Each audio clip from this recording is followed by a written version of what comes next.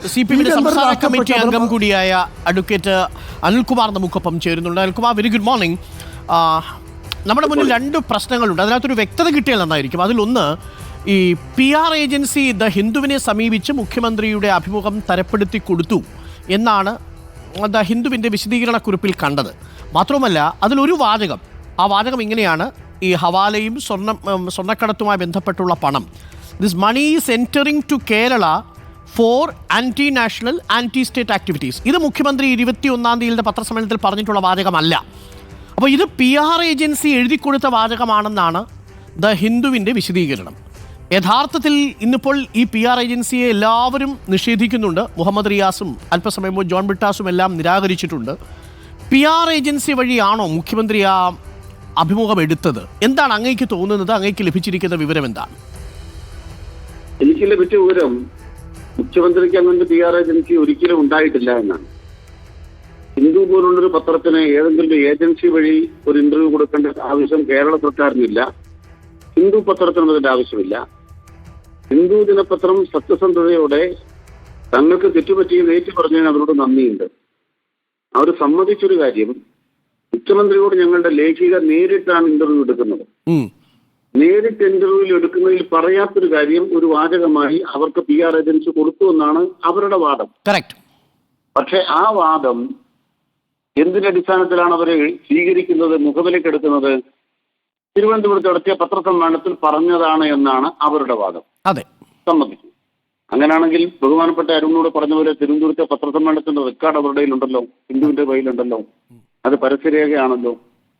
അപ്പൊ ഇപ്രകാരം ഒരു വാചകം കൂട്ടിച്ചേർക്കാനിടയായത് ഹിന്ദു ദിനപത്രത്തിന്റെ കയ്യിലെ ധാർമ്മികതയുടെ പിശകാണെന്ന് അവർ സമ്മതിച്ചിട്ടുണ്ട്. ആ PR ഏജൻസി ആരാണ് എന്നതിനെ സംബന്ധിച്ചുള്ള വ്യക്തത അവർ തന്നെ നൽകേണ്ടതുണ്ട്. കാരണം ഒരു തരത്തിലും സർക്കാർ അതുമായി ബന്ധപ്പെട്ട് ആരെങ്കിലും ഏൽപ്പിക്കുകയോ. ആ ഏജൻസിയുടെ പേര് ഞങ്ങൾ അതിനെക്കുറിച്ച് അന്വേഷിച്ചു. കെയ്സൺ എന്ന് പറയുന്ന ഒരു PR ഏജൻസിയാണ്. 10-17 വർഷമായിട്ടുണ്ടെങ്കിലും അത് റിലയൻസിൻ്റെ ഒരു ഷെൽ കമ്പനി ആയിട്ടാണ് ഞാൻ മനസ്സിലാക്കുന്നത്. അതിൽ മലയാളിയായ ഒരു ശ്രീനിവാസനുണ്ട്, ഈ നിഖിൽ പവിത്രനുണ്ട്, അങ്ങനെ കുറച്ചധികം മാധ്യമപ്രവർത്തകരൊക്കെ അതിൻ്റെ മേഖലയിൽ പ്രവർത്തിക്കുന്നുണ്ട്.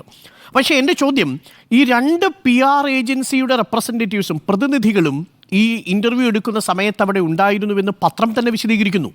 ഒടുവിൽ PR ഏജൻസിയുടെ പ്രതിനിധി, കേസിൻ്റെ പ്രതിനിധി, മുഖ്യമന്ത്രി പറയാത്ത കാര്യം ദ ഹിന്ദുവിന് എഴുതിക്കൊടുത്ത് ദ ഹിന്ദു അത് അഭിമുഖത്തിൻ്റെ ഭാഗമായി കൂട്ടിച്ചേർത്ത് പുറത്തു വരുന്നു. ഇതെല്ലാം ഒരു ഗൂഢാലോചനയുടെ ഭാഗമാണെന്ന് നിങ്ങൾ കരുതുന്നുണ്ടോ അനിൽകുമാർ? അല്ല, ഒരു 100 പേര് ജോലി ചെയ്യുന്നൊരു സ്ഥാപനമായിട്ടാണ് ഞാൻ മനസ്സിലാക്കിയത്. ഞാൻ അതിൻ്റെ ഇത് പരിശോധിച്ച് കഴിഞ്ഞപ്പോൾ കുറെ ആളുകൾ ജോലി എടുക്കുന്നുണ്ട്. ഒരു കമ്പനിയിൽ കുറെ പേർ ജോലി എടുക്കുന്നുണ്ടെങ്കിൽ അത് ഷെൽ കമ്പനി ആകുമോ എന്നതിനെ കുറിച്ച് എനിക്കൊരു സംശയമുണ്ട്. ഷെൽ കമ്പനി എന്ന് പറഞ്ഞാൽ എന്താണ്? 100 ആളുകൾക്ക് പണി കൊടുക്കുന്ന ഒരു കമ്പനിയാണ് ഷെൽ കമ്പനി എന്ന് ഞാൻ മനസ്സിലാക്കുന്നില്ല. നമുക്ക് അതിന്റെ വാദവിവാദങ്ങളിലേക്ക് വേറെ കിടക്കാം. എന്തായാലും ഇക്കാര്യത്തിൽ ഒരു വ്യക്തത വരുത്താൻ ആഗ്രഹിക്കുന്നു. ഒരു PR ഏജൻസിയും മുഖ്യമന്ത്രിക്ക് പേരിൽ ഉണ്ടായിട്ടില്ല. 2, ഒരു PR ഏജൻസിയുടെ പേരിലാണെങ്കിലും ഹിന്ദു പോലൊരു പത്രത്തിനകത്ത് ഒരു കാര്യം പ്രസിദ്ധീകരിക്കുന്ന മുമ്പ് വ്യക്തത വരുത്താൻ 2 പേരുണ്ടാകണം.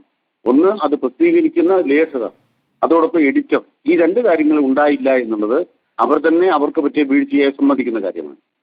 രണ്ടാമത് പ്രധാനപ്പെട്ടതായി അരുൺ ചോദിച്ച കാര്യം CP അൻവർ ഉണ്ടാക്കുന്ന രാഷ്ട്രീയ പാർട്ടിയെ കുറിച്ചാണ്. ഞാൻ അതിലേക്ക് വരാം. അതിന് മുമ്പ് അതിനകത്ത് വ്യക്തത വരാത്തൊരു ഭാഗം കൂടിയുണ്ട്. കാരണം ഇത് ഒരുപാട് ചർച്ചകൾക്ക് വിധേയമായിക്കൊണ്ടിരിക്കുന്ന സമയമായതുകൊണ്ടാണ് ഞാൻ അതിനകത്തൊരു വ്യക്തത വരുത്താൻ ആഗ്രഹിക്കുന്നത്.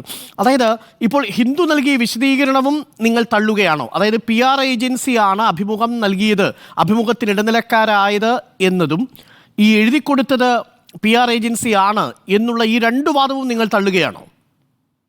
അല്ല, ആരെങ്കിലും എഴുതിക്കൊടുത്തെങ്കിൽ എഴുതിക്കൊടുത്തത് അവരുടെ പക്കലാണുള്ളത്.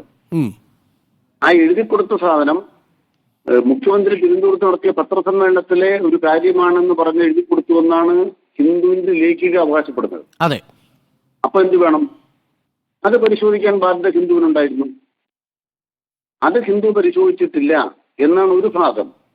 ഇനി അങ്ങയുടെ തുടക്കത്തിൽ തന്നെ സൂചിപ്പിച്ച ദേശവിരുദ്ധ കാര്യങ്ങൾക്ക് ഇന്ത്യക്കെതിരെ ഉപയോഗിക്കുന്നു എന്ന ഭാഗം, ആ ഭാഗത്ത് ഒരു പ്രദേശത്തെക്കുറിച്ച് പറയുന്നില്ല.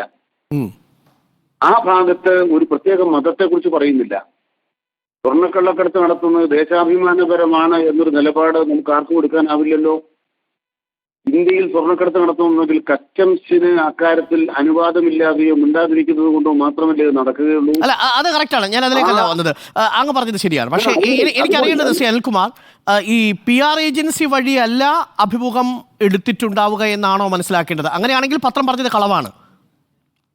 അല്ല, PR ഏജൻസിയുടെ പ്രശ്നം ഉദിക്കുന്നില്ല എന്ന കാര്യം വ്യക്തത വരുത്തിയിട്ടുള്ള കാര്യമാണ്. ഒരു PR ഏജൻസിക്കില്ല. അപ്പൊ അതായത് ഈ അഭിമുഖം അപ്പൊ പത്രം പറയുന്നത് കള്ളമാണ്. അല്ല, അത് അവരാണ് വ്യക്തത വരുത്തേണ്ടത്. അവര് മാപ്പ് പറയാനിടയായത് അതുകൊണ്ട് പിശക് അവരുടെ ഭാഗത്തുള്ളതാണല്ലോ. അതെ, ആ പിശക് അവർ അംഗീകരിക്കുന്നു. പക്ഷെ ആ പിശകിന്റെ ഭാഗമായി അവർ നൽകിയ വിശദീകരണമാണ് ഇപ്പോൾ മുഖ്യമന്ത്രിയുടെ ഓഫീസിനെ വെട്ടിലാക്കിയിരിക്കുന്നത്. ആ പിശകിന്റെ ആഴം മറച്ചു വെക്കാൻ പലരും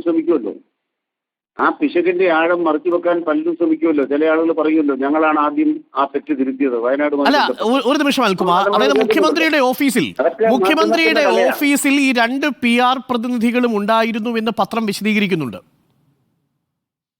ഒന്ന് മുഖ്യമന്ത്രിയുടെ ഓഫീസിലല്ല ഇത് നടന്നത്. മുഖ്യമന്ത്രി ഉണ്ടായിരുന്ന സ്ഥലത്ത്, കേരള ഹൗസിൽ. അതെ, ഉണ്ടായിരുന്ന സ്ഥലത്ത് അവിടെ ഈ മാധ്യമപ്രവർത്തകരോടൊപ്പം 2 പേരുണ്ടായിരുന്നു. അത് PR ഏജൻസിയുടെ ആളുകളാണെന്നൊക്കെ ഇപ്പോൾ പറഞ്ഞിട്ടുണ്ട്. അത്തരം കാര്യങ്ങളിലൊക്കെ വ്യക്തത വരുത്തുമല്ലോ. ഒരു വ്യക്തതയുടെ കുറവിന്റെ ആവശ്യങ്ങളില്ല. എന്തായാലും ഒരു കാര്യത്തിൽ സംശയമില്ല, മുഖ്യമന്ത്രി പറയാത്ത കാര്യമാണ് കൂട്ടിച്ചേർക്കപ്പെട്ടത്. അത് ഹിന്ദു വിശദീകരിക്കുന്നത് പോലെ PR വഴിയല്ല അഭിമുഖം ഉണ്ടായിട്ടുള്ളത്. അതെ. രണ്ടാമത്തെ പ്രധാനപ്പെട്ട കാര്യം, ഇതിൽ തന്നെ ഈ മുഖ്യമന്ത്രിയുടെ അല്ലെങ്കിൽ പോലും ചേർത്ത വാചകങ്ങൾ ഈ കോലാഹലം ഉണ്ടാക്കുന്ന ആളുകളുടെ കോലാഹലത്തിൽ ആത്മാർത്ഥത ഉണ്ടോ എന്ന് കൂടെ ഞാൻ ചോദിക്കുകയാണ്. അതിന് കാരണം എന്താണ്? ഈ ദേശവിരുദ്ധ കാര്യങ്ങൾക്കും അതുപോലെ ഇന്ത്യക്കെതിരായ കാര്യങ്ങൾക്കും ഈ പണം ഉപയോഗിക്കുന്നില്ല എന്ന് ഇവർക്ക് ആർക്കെങ്കിലും ഗ്യാരണ്ടി കിട്ടും. 2, RSSന് ഈ സ്വർണ്ണക്കടത്തിനകത്ത് താല്പര്യമില്ലാതെ മറ്റുള്ളവരാണ് സ്വർണ്ണക്കടത്ത് നടത്തുന്നതെന്ന് പറഞ്ഞ ചർച്ചയ്ക്ക് നമുക്കത് പറയാം. എനിക്ക് ഇതിനകത്ത് ഈ വ്യക്തത വേണ്ടിയിരുന്നു. അങ്ങ് പറഞ്ഞതനുസരിച്ച് ഞാൻ മനസ്സിലാക്കുന്നത്, ഞങ്ങൾ ഇങ്ങനെ കൊടുക്കുന്നത്, അങ്ങ് സംസ്ഥാന കമ്മിറ്റി അംഗം കൂടി ആയതുകൊണ്ട് പാർട്ടി നൽകിയ വിശദീകരണക്കുറിപ്പിൽ PR ഏജൻസിയുടെ ഒരു ആവശ്യം, PR ഏജൻസി വഴിയല്ല അഭിമുഖം നൽകിയത് എന്നതാണ് പാർട്ടിയുടെ നിലപാട്. അങ്ങനെ തന്നെ കൊടുക്കാമല്ലോ അല്ലേ? അതാണ് ഞങ്ങളുടെ അറിവ്. ഞങ്ങളുടെ കൃത്യമായ അറിവ് ഒരു PR ഏജൻസിക്കില്ല. PR ഏജൻസി ഇൻവോൾവ് അല്ല എന്നുള്ളതാണ്. ഓക്കെ, ശരി. Thank you Anilkumar. അനിൽകുമാറാണ് പ്രതികരിച്ചത്. സംസ്ഥാന കമ്മിറ്റി അംഗമാണ്. PR ഏജൻസിയുടെ സഹായമില്ലാതെയാണ്. പക്ഷെ അങ്ങനെയാണെങ്കിൽ പത്രം വീണ്ടും കള്ളം പറഞ്ഞോ എന്നതാണ് ചോദ്യം. വിശദീകരണക്കുറിപ്പിന്റെ ഭാഗമായും പത്രം കള്ളം പറയുകയാണോ? ആഴം മറച്ചുവെക്കാൻ ശ്രമിക്കുകയാണോ? അതാണ് അനിൽകുമാർ ഉന്നയിക്കുന്ന പ്രധാനപ്പെട്ട ചോദ്യം.